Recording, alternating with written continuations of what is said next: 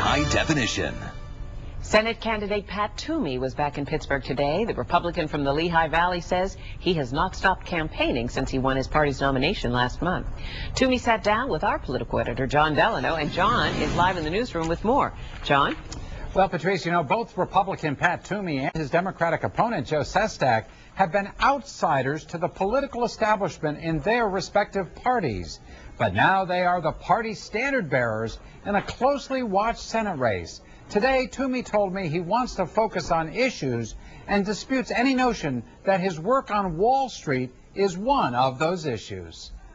The day after he won the Republican nomination for U.S. Senate, Pat Toomey had an unusual ad on television against his new opponent, Democrat Joe Sestak. For Senate, Joe Sestak or Pat Toomey, two good men. What did you mean by calling Joe Sestak a good man? What I'm trying to do is get away from the politics of personal destruction, you know, the politics where people run ads to attack the character of people.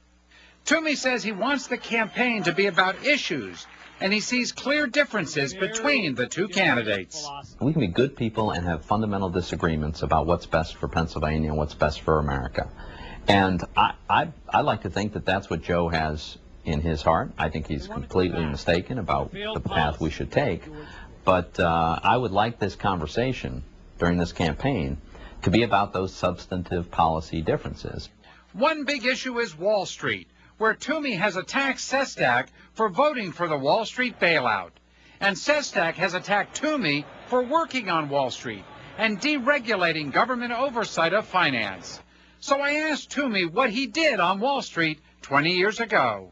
I arranged transactions that helped corporations lower their cost of borrowing. Toomey denies doing anything to cause the meltdown, saying he was not involved in risky home mortgage deals and was only involved in less controversial derivatives. I was involved in those derivatives, interest rate swaps and currency swaps.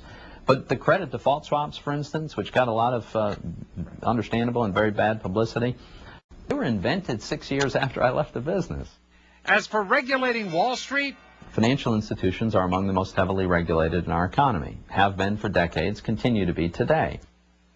So while he opposes more regulation of Wall Street, Toomey is clear that he would never have voted for the Wall Street bailout bill.